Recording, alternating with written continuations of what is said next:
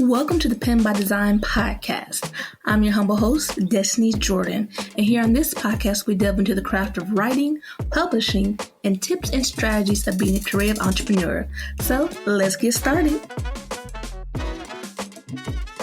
How do you elevate your writing?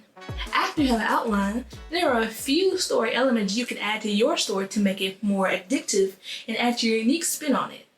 So for today, we're going to talk about what makes your story spicy and what makes it improved. Well, that's all down to two things: tropes and universal fantasies. Now you're like, whoa, what are tropes? Well, we're going to use tropes that's defined by Jennifer Hilt in this book right here, The Trope, the Thesaurus.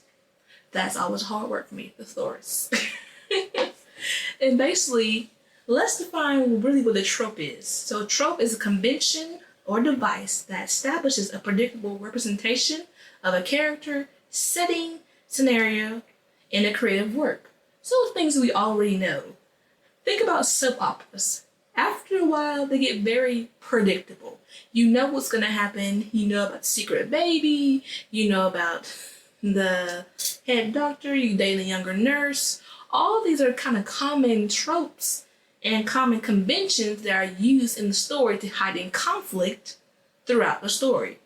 Now, what you don't want is for your writing to seem like a soap opera, where it's highly predictable, where readers can go and come back and still be semi-right about what's happening in the story. Usually I get that when I'm watching movies, and then I don't want to watch the movie because I already know the ending. And let's not do that.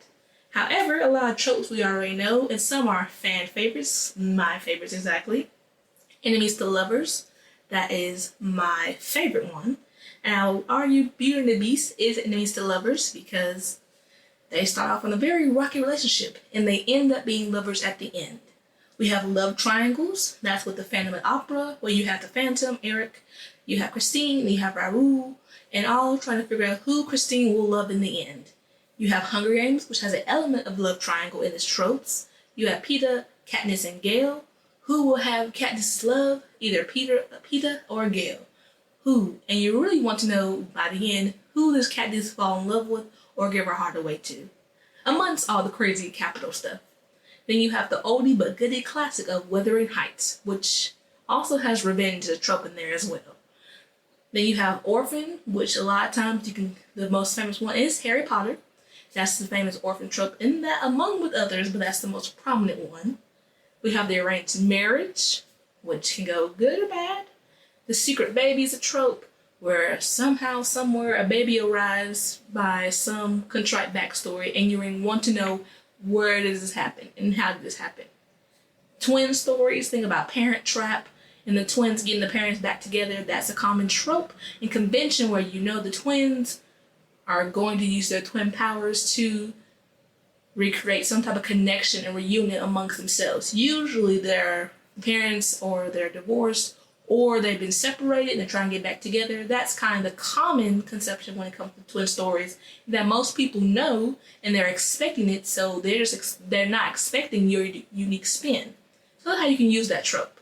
Then you have politics, which if you think of any type of White House movie, the biggest trope is screaming at you of politics. Think of the movie White House Down, London Has Fallen, and Netflix The Night Agent, where all those, the biggest trope in that one within other things is the use of politics. Then you have a fish out of water, just means someone is landing in some place they don't know what to do.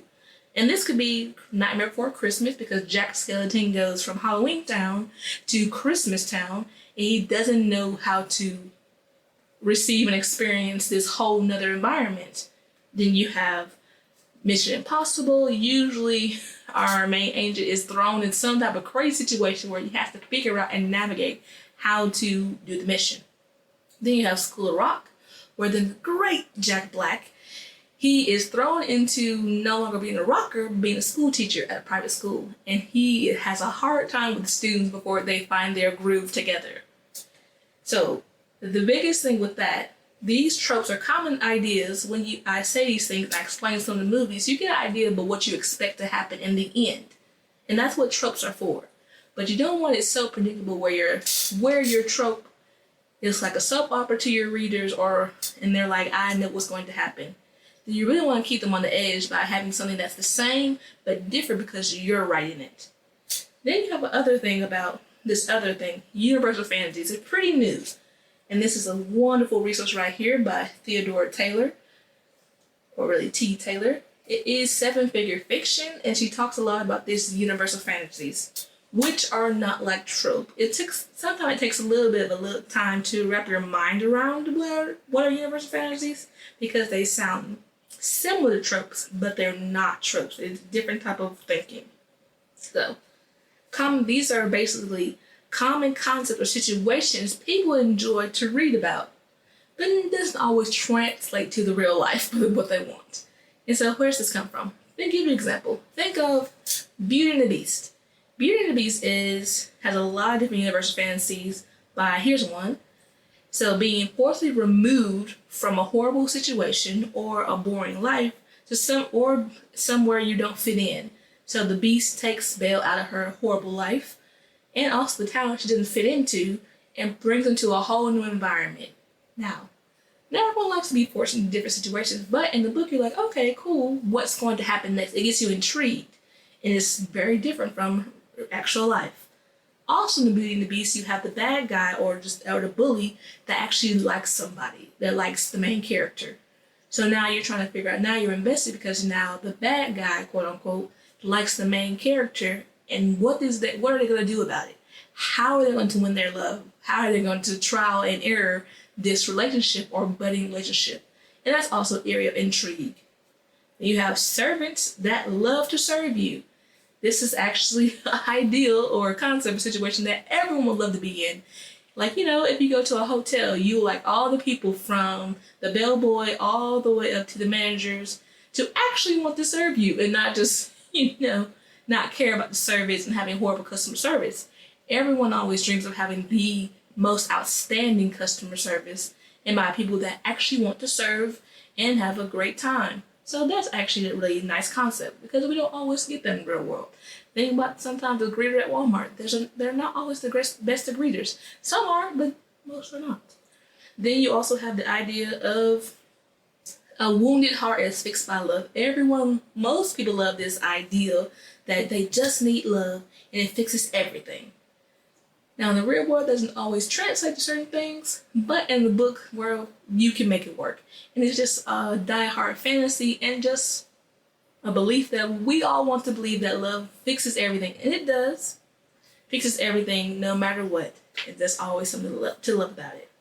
Another example is Les Miserables, my favorite. One of my favorite plays. Now, with Les Miserables, you have these multiple characters and multiple storylines going along with the French Revolution. So one of these things that Les Miserables has is a suffering main character, Jean Valjean. And he is a prisoner that has escaped, and he's shown kindness by a priest because he's suffering from thinking the world is a horrible place and it's always out to get him. And so the priest helps him to grow out of that and become a better man.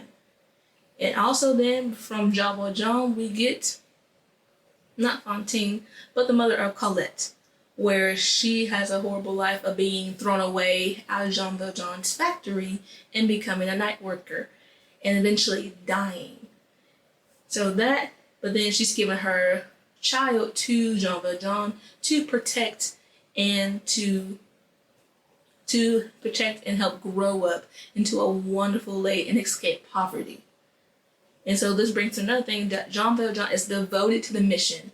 We really all love to see someone who's devoted. There's nothing that can stop them from completing the mission. Like, this is why we watch Mission Impossible. Ethan, there's nothing in Ethan's way that's going to stop him from doing these impossible missions. And we're all tied into the movies because we want to see how will he succeed or fail in this impossible mission. That's what we're looking for. And we want to know to the end is a good way to click people in. The other one that also brings it to, for such devotion, you'll get a reward. Now, Jean Valjean, he does end up dying in the end, spoiler alert. However, he does complete his mission because he gets to see that his adoptive daughter, Cosette, is married and happy to a man that loves her. And that was his ultimate goal to his mission to her mother that died early on. So that is his reward for his great devotion. Now, in this one, we all like to hear that as well. Have been rewarded for being devoted to whatever our cause is. So one of these other type of universal fantasies would also be opposite sides of a track fall in love. So it's an easy one is rich and poor. They fall in love, but the conflict is how will those two sides let them fall in love? What will pull them apart or put them together? That's a common concept, kind of fancy you want to see play out. Also, there's the cold boss that is fixed by love. That's usually a lot of billionaire romances where the bosses are very mean, but usually a secretary or some type of employee or someone within their ecosystem penetrates right through them, and they're fixed for the better. Usually a lot of holiday movies do that as well, where their people are grumpy and grouchy during the holidays, and they just meet the right person on Christmas or near Christmas, and everything goes well. Then you have the wild child who gets the caregiver, often a step-parent they never knew they needed. That's always really cool. That's usually done with the nanny.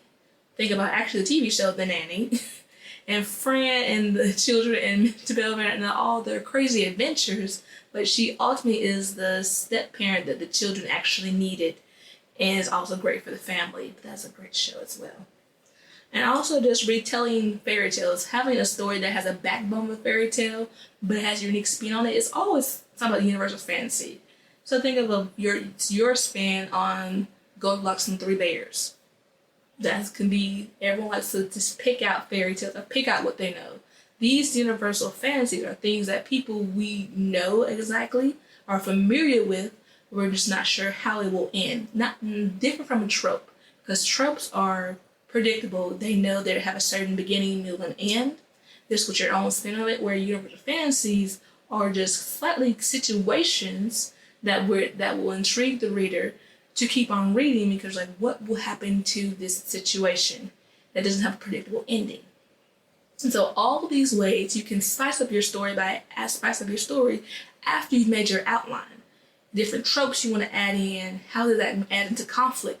Because all these tropes in universal fantasies are about how do they create conflict for your characters in your story.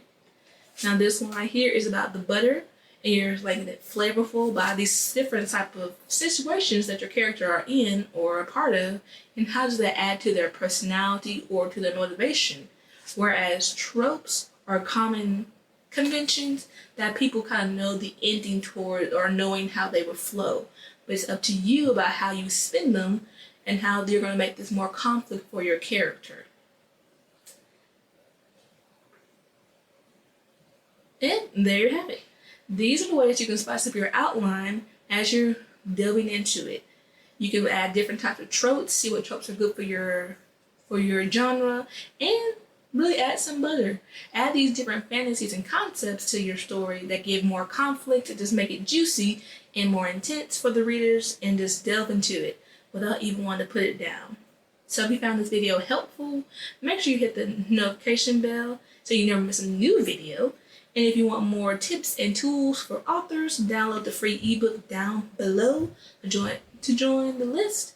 And thanks for watching, and I'll see you in the next video. Now, after you've made your story all types of wonderful, spicy, how do you get to write your story? Now that's another question, and I'll answer that in the next video.